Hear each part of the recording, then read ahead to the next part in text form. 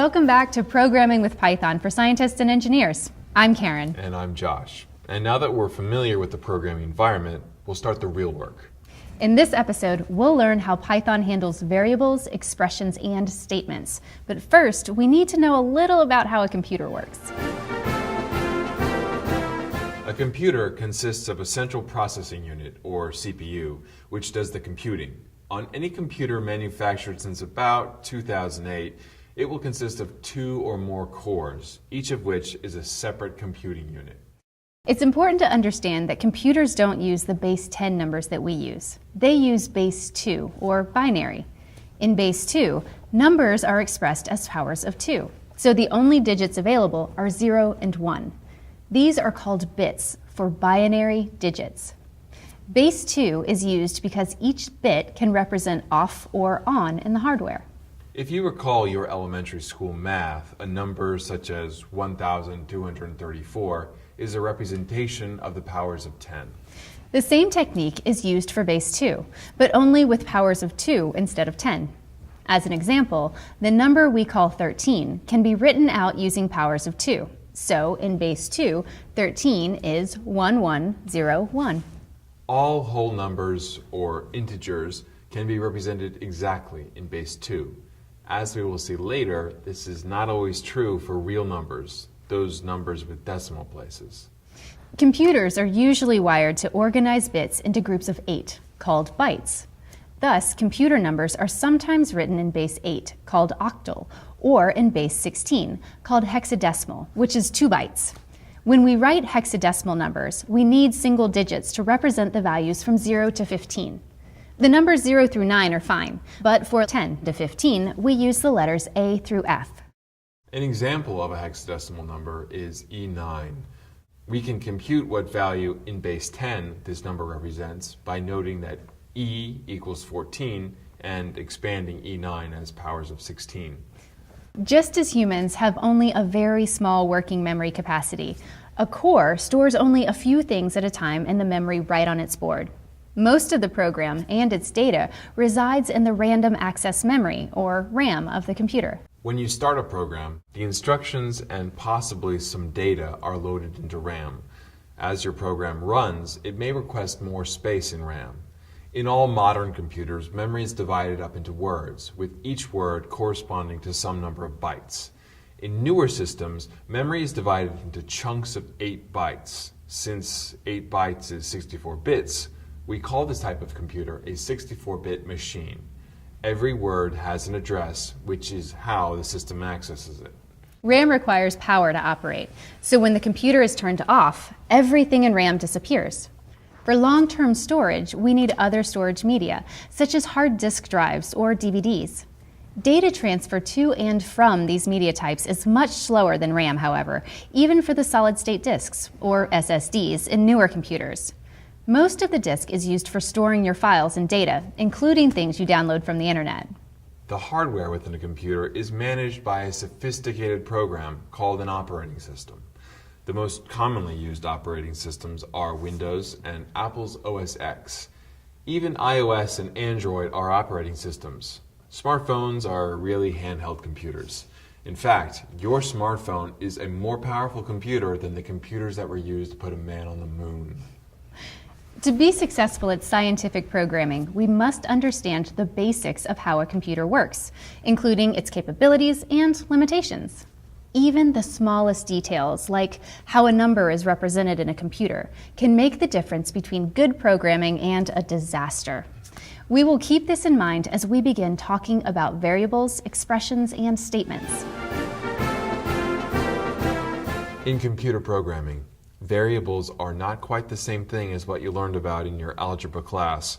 A variable is just a name for a location in memory.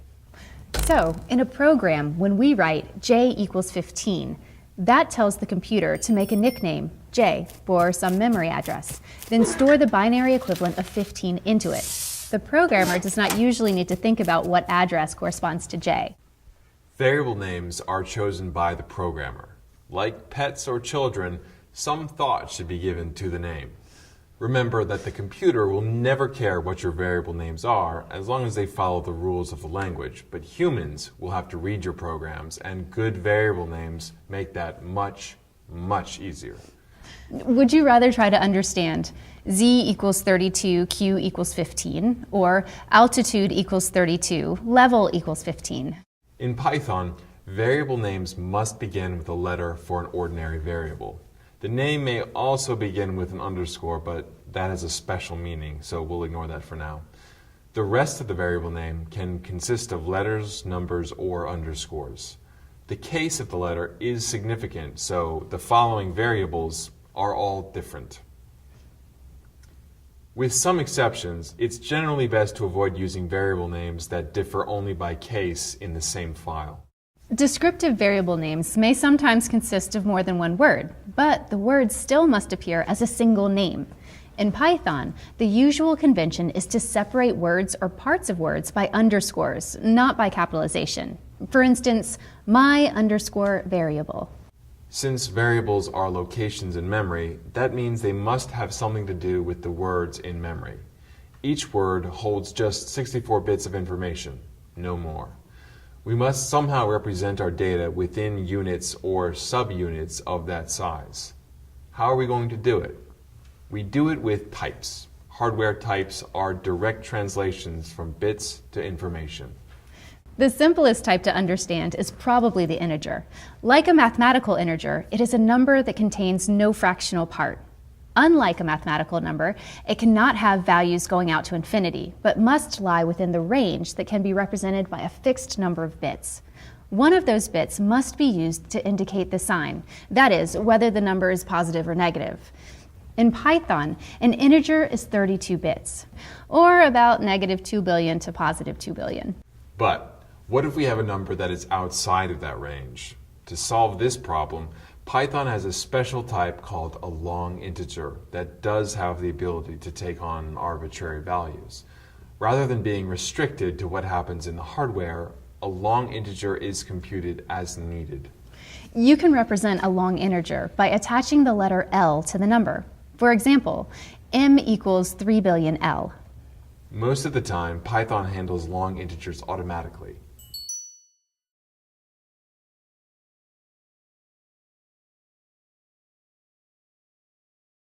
Here, a and b are regular integers, but m is a long integer. The other important numeric type is called a floating point number, or just a float. It consists of a whole number, a fraction, and possibly an exponent. Normally, we need a sign only when the number is negative. Here are some examples of floats. In Python, a float occupies 64 bits in memory unless the interpreter is told otherwise. In decimal terms, this gives us about 15 digits and an exponent range of 10 to the -308th power to 10 to the +308th power. Notice two things about this. First, we cannot express numbers with infinite precision, and next, our range covers most of the needs of scientific computing, but it is not at all infinite. We'll see this at work in a few minutes. The final primitive type we'll discuss is the character. A character can be a letter, either upper or lowercase, or a digit, or even a symbol, like the $sign. Basically, anything that you can type with your keyboard can be stored as a character. Depending on the language that you speak and how many characters your writing system uses, the memory needed to store a character can be 1, 2, or up to 4 bytes. Right about now, you should be wondering how a character is stored in memory if a computer can only handle zeros and ones, those bits that make up the bytes. Well, each character must be encoded into a unique combination of zeros and ones. There are international standards and methods for this encoding.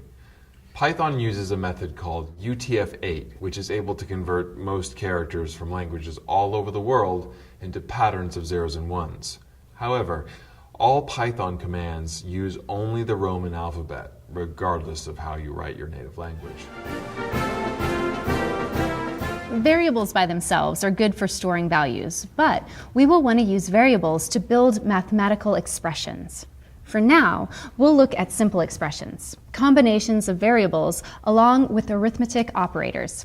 The arithmetic operators in Python are addition, subtraction, multiplication, and division. These operators work almost as you expect in Python. The other important arithmetic operator is exponentiation, represented by two asterisks with no space between them. This operator raises the first quantity to the power of the second quantity. For example, my underscore var star star 3 computes the cube of my underscore var. Now, let's launch Spyder. You may need to pause this video until your copy of Spyder is up.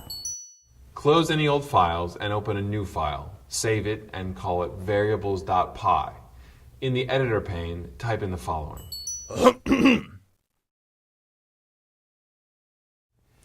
Run the file.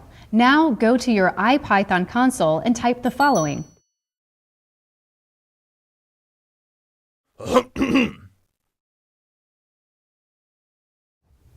Did anything surprise you? These results are a consequence of the fact that floats are converted to binary and back again, and only a finite number of decimal places can be represented. Now, in the IPython console, type the following.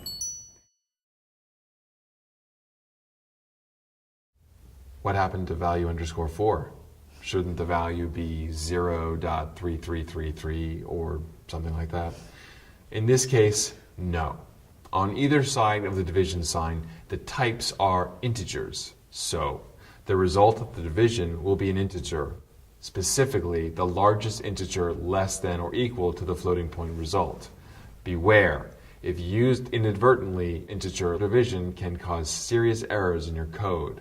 Unless you truly intend for a number to be an integer, it is safer to include the decimal point for your numbers. Hence, value underscore 2 equals 1./10 in an earlier example. But what if you're using a variable name and don't know if it'll have an integer or a floating point number? In those cases, you may want to convert from one type to another. This can be done easily using the float or int built-in functions. Type the following code into your variables.py file. Order matters in an expression. Operators always have a precedence so that some have higher status than others. In nearly all programming languages, multiplication and division have equal status above the other two arithmetic operators. Addition and subtraction are equal in status to one another, but below multiplication and division. Since Python has an exponentiation operator, it alone has the highest precedence. Evaluation of an expression is in strict order from left to right by operator precedence, unless parentheses are used to group terms. It's better to use too many parentheses than too few. Remember that the interpreter follows the rules precisely to evaluate an expression. It is never confused. On the other hand, we humans are often confused when reading expressions. In your IPython console, type this. Make sure that you have included the decimals and parentheses exactly as they are shown. By studying these expressions, you'll see clearly how multiplication and division take precedence over addition and subtraction. Everything you have been typing in the IPython console is an expression. Everything you typed earlier in your editor pane and saved to your file is a statement. A statement is one complete sentence of a programming language, that is, a single line of code, part of which may be an expression. So far, we've seen two types of statements. A print statement, like print hello world, and an assignment statement, like value underscore 0 equals 11./3. The portion 11./3 is an expression as part of the statement. Each line of a Python script must be a statement. However, you can type expressions directly into the IPython console or the interpreter to evaluate them. Statements and expressions in every programming language must follow a rigid syntax, or the interpreter will refuse to carry them out. Let's look at the assignment statement more closely. In Python, assignment statements must follow this format.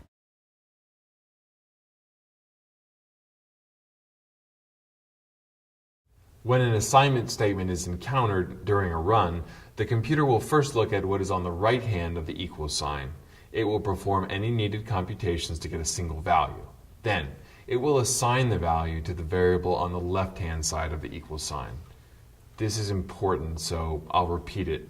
The computer evaluates the expression on the right-hand side and assigns the value to the variable on the left-hand side. So, let's try this. In Spyder, open a new file and save it as assignments.py. To begin, just type the following. Notice that the yellow triangle of warning appears in the margin. Place your cursor on the triangle to read the warning message. It is saying that A, B, and C are undefined. This means that values have not been assigned to those variables. If the variables have no values, the expression on the right-hand side cannot be computed.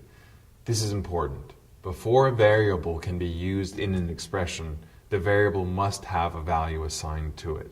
Let's fix this by putting these lines in the file before the assignment statement for R.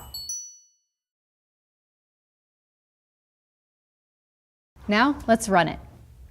If you type an expression rather than a statement into your assignment.py file, say for *A*C, Spyder won't alert you to any problems. The file will run successfully, but the result of 4 times A times C will not be stored in memory, nor will it be displayed anywhere, so that will be a wasted computation.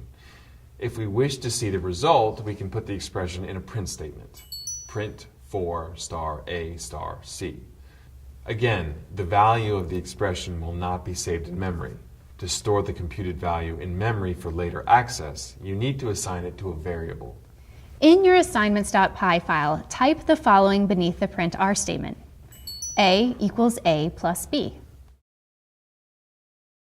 Mathematically, this statement is nonsensical. But if we remember that variables really are nicknames for locations in memory, and assignment statements evaluate what is on the right and store to the variable on the left, then we will understand what the statement is doing. Type in print A underneath the new assignment statement. Before running the code, think about this new assignment statement. What values do A and B hold before the new assignment statement? What would A have after the assignment statement? Now, run the code. Is this what you expected?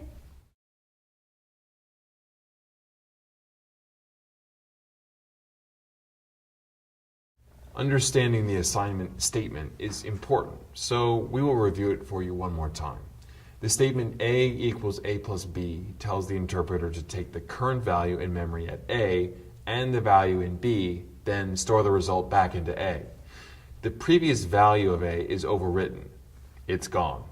In Python programming, like many other programming languages, the equals sign is the assignment operator and not an equality operator. Its purpose is to assign values to memory locations, those variables. Changing a variable in this manner is so common that many languages have special operators: plus equals, minus equals, star equals, and slash equals. Thus, A equals A plus B can also be written A plus equals B, and so on for A minus equals B, A star equals B, A slash equals B. Finally, we want to see how to put comments into Python code. Programs are generally sets of instructions that the computer or interpreter perform. As we learn more sophisticated statements within Python and begin building more complicated codes, we will find that it becomes more difficult to look back at a program and remember precisely what it is we were doing. A well-placed comment within a code can help us, the humans, understand what a program is doing. They are completely ignored by the interpreter and so do not affect what the program does. In Python, a general comment starts with a hash mark and continues until the end of the line. A comment can be on a line by itself, or it could be included on a line with a Python statement. Another form of commenting is documentation strings, or doc strings. Doc strings are enclosed in triple double quotes. Doc strings are placed at the top of a program. In fact, Spyder automatically puts a doc string at the top of your file every time you create a new file. Keep the doc string in your file. In summary, you should now have a good understanding of variables, expressions, and statements. Plus, you now know how to put valuable comments into your Python programs. Don't forget to complete the exercises that go with this episode. They'll help you master the topics we covered. The rest of our course will consist mostly of learning about more sophisticated statements that can be used in Python, how to write them as valid statements, and when to use them. In our next episode, we'll learn about lists and strings. Thanks for joining us for Programming with Python for Scientists and Engineers.